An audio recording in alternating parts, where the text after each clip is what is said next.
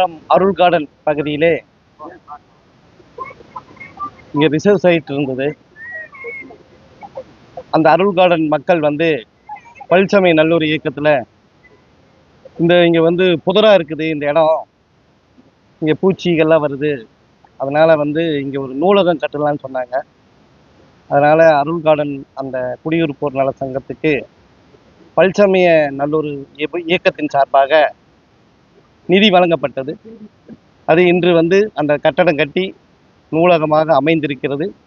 இன்று மதுவிலக்கு ஆயத்தீர்வை அமைச்சர், மாண்புமிகு அமைச்சர் விக்னேஷ் அவர்கள் திறந்து வைத்திருக்கிறார். இந்த மாதிரி எல்லா பகுதியிலுமே கல்வி ஒன்று தான் ஒரு மனிதனை உயர்த்தும். இன்னைக்கு இந்தியாவில் அனைத்து துறைகளிலும் முன்னேறிய மாநிலம் என்றால் அது தமிழகம் தான். அதற்கு கல்வி தான் முக்கியம்.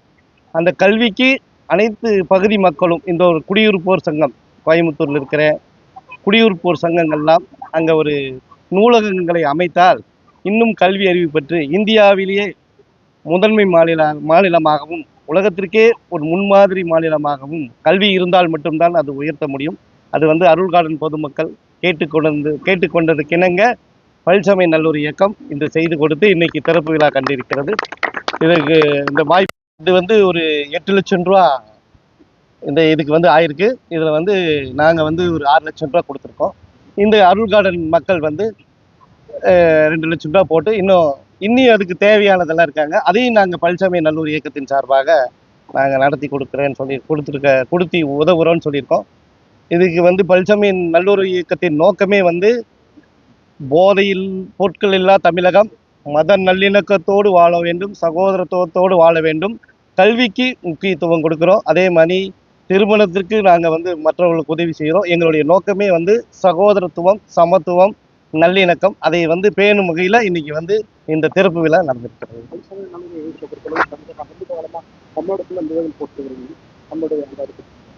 இன்னைக்கு இந்தியாவில் தமிழகம் ஒரு மத நல்லிணக்கத்தோடு அமைதியோடு இருக்கும் மாநிலம் தமிழகம். அதுக்கு நாங்கள் ஒரு 20 ஆண்டு காலமாக நாங்கள் இந்த நற்பணிகளை செய்து கொண்டிருக்கிறோம். மத நல்லிணக்க பணிகள் என்பது மிகப்பெரியது. அது இந்தியா முழுமைக்கும் வேண்டும். ஏன்னா ஒரு சில பகுதிகளில் ஒரு வட மாநிலங்களில் சில அசம்பாவிதங்கள் ஏதோ அறியாதவர்கள் செய்ததற்காக ஒரு சில சமூகத்தை ஒருத்தர் தவறு செய்தால் ஒரு ஒட்டுமொத்த சமுதாயத்தையும் குறை சொல்கிற ஒரு நிலைமை இன்னைக்கு இந்தியாவில் இருக்குது, யாரோ ஒரு தவறு செய்ததுக்காக. அதனால் இந்த பல்சமய நல்லூர் இயக்கம் இந்தியாவெங்கும், இந்தியாவுக்கு நாடுக்கு சுதந்திரம் கிடைச்சதே எப்படின்னு கேட்டிங்கன்னா, இந்து முஸ்லீம் கிறிஸ்தவர்கள் சேர்ந்து தான் இந்த நாட்டில் சுதந்திரம் வாங்கினாங்க. நாம் ஒற்றுமையாக இருக்கிற வரைக்கும் தான் இந்த நாட்டுக்கே பலம். எப்படி ஒரு குடும்பத்தில் ஒரு அண்ணன் தம்பி இருக்காங்க, தாய் தந்தை இருக்காங்க, அவங்க பிரிஞ்சுட்டா அந்த குடும்பம் கொஞ்சம் பொருளாதாரத்தில் பின்தங்கிடும்.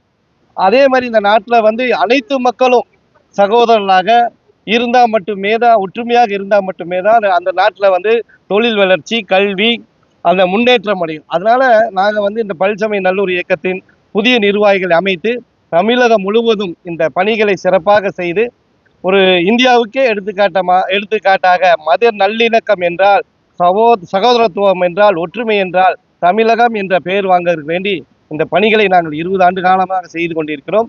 இன்னும் சிறப்பாக இந்த பணிகளை செய்வதற்காகத்தான் இந்த புதிய நிர்வாகிகள் நியமிக்கப்பட்டிருக்கிறார்கள்.